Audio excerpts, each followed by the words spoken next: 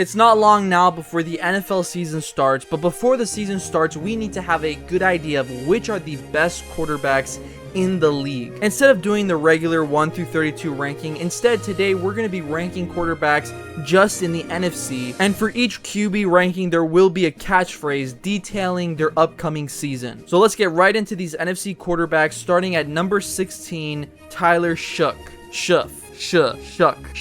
The catchphrase I have for Tyler Shook is start your McDonald's job application, little bro. There's no one on earth besides Tyler Shook's mother who thinks that he's gonna do good at the NFL pro level. All he's doing in training camp is dropping dimes into his DB's hands. Buddy, just start your resume. You just know you're gonna be sitting in an office in like 1 year from now. At number 15, we have Russell Wilson. The catchphrase for him is retirement, let's ride. While you still have some kind of stain of pride, while you still have a sliver of hope left that you'll make it to the Hall of Fame or that people will regard you as a top quarterback, just retire, man. Just get it over with. Go out with some grace. At number 14, we have JJ McCarthy, and the catchphrase for him is team success. The reason I put team success is because I think the highlight of JJ McCarthy's season will be less about his own personal stats and more about the success of his team, the Vikings. Basically, system quarterback. We saw that when he was at Michigan. We saw that he could easily hand the ball off and throw it when he needed to. All JJ McCarthy has to do is not mess up a perfectly good offense. Just do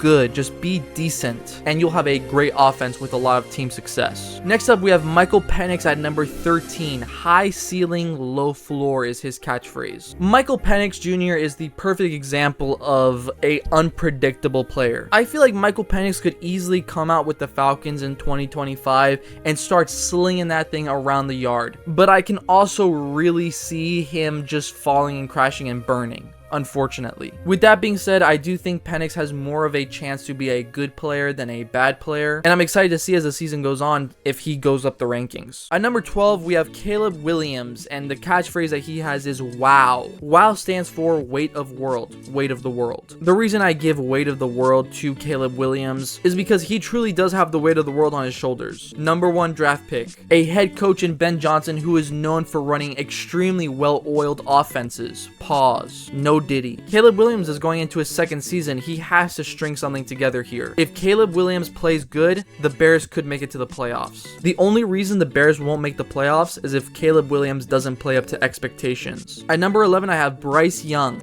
His catchphrase is frisky little guy. I think a lot of people were starting to overrate him a little bit at the end of the season when they started to go on the run that the Panthers had, where they were almost beating the very best of teams like the Chiefs, the Eagles, started getting some wins at the end there. I think people started to put a little bit too much stock in Bryce Young when they forgot that not even a few weeks before that, he had been benched for Andy Dalton. And at number 10, we have Kyler Murray, another frisky little guy. He can run around, he can make plays, he can throw a beautiful ball. While he has put together individual good games, he hasn't put together a good season. One good season, at least recently, where you can look at it and say, yes, he's a very good quarterback. And that's why I'd say he's more frisky rather than just a good quarterback. At number 9, we have Sam Darnold, and his catchphrase is call Ghostbusters. The reason I say this is because I think his experience in Seattle is going to be far different from his experience in Minnesota. I'm not saying that we'll see the Jets Sam Darnold of old, but I am saying that we will probably see a Sam Darnold that is somewhere in the middle between Jets Sam Darnold and Vikings Sam Darnold. Next up is sweet Dak Prescott at number 8 with the catchphrase, you don't fool us. Dak Prescott will have a good regular season, but if he does make the playoffs, he's going to poop the bed. Now, I'm not like most people who are like, no, Dak Prescott's just booty cheeks. He deserves to be last in the NFC. I'm not saying that. The fact that he's a great regular season player means something to me, and I am going to give him some points for that, which is why he's here at number 8. But I also know that bro just sharts the bed in the playoffs. At number 7, I have Jordan Love, who has top 5 potential as his catchphrase. I really like Jordan Love as a prospect, less so as a player. His game reflects a lot of Aaron Rodgers, which makes sense because he sat behind him. And after seeing him dismantle the Cowboys a few years ago, I've always thought that he has the potential to be a great elite quarterback. But last season was a step down. down. I mean, I think everyone can admit that. And I know everyone's going to blame it on his receiving core. They're going to say he doesn't have the receivers to be very competitive. These are the same receivers that he looked great throwing to in the playoffs a few years ago. At number 6, we have Brock Purdy, Mr. Irrelevant again. Now, the reason I say that is because I think Brock Purdy has become very, very underrated. When he was in the Super Bowl like 2 years ago, and most people were calling him a top 10 quarterback. It's interesting because most people say Brock Purdy didn't play that great this past season when he actually put up decent numbers when you consider his supporting cast. I think too many people looked at the Niners, saw that they had fallen off, and just contributed to Brock Purdy not being that great. When in reality, the 49ers lost basically their entire receiving core, and Brock Purdy was throwing it around the yard. Like, he wasn't that great. He definitely took a step down from the season before when he made the Super Bowl, but I do think that he put up respectable numbers considering the fact that he was throwing to Ricky Pearsall, rookie, and Juwan Jennings. Number 5, we had Jared Goff, and his catchphrase is awesome or awful. And that's really the way I feel about Jared Goff. I feel like when he's playing at his best, he's a top 5 quarterback in the NFC, but that's only if he has Amon-Ra St. Brown, Jameson Williams, David Montgomery, Jahmyr Gibbs, his super great offensive line. The argument that's used for Jalen Hurts, I feel, can easily be used for Jared Goff because I think the Lions offense is similar in caliber to the Eagles offense, except that when Jared Goff loses his offensive line, he's one of the worst quarterbacks I've ever seen. I think these top 4 quarterbacks in the NFC are used interchangeably in that top 5 spot for all NFL quarterbacks. And for me, it is really, really close. I think all 4 of these quarterbacks are elite, but I do think that each one of them has one major thing holding them back from really being in that top 5 spot. At number 4, we have Matt Stafford, and his catchphrase is one last ride. Matt Stafford has everything that you need to be a great quarterback except for age and time. He's running out of time because he's getting old. I'm getting more and more worried about one hit just taking him out of the game. That's my main fear when it comes to Matt Stafford. I just know that at some point the wheels are going to come off. It's just a matter of when. At number 3, we have Baker Mayfield. The catchphrase is Cleveland's crying. We all know that Cleveland made one of the worst mistakes in their life by getting rid of Baker Mayfield. And Baker Mayfield proved that fact to the highest this past season while he was on the Bucks. The dude was playing like a superhero. The numbers are insane. The eye test goes crazy.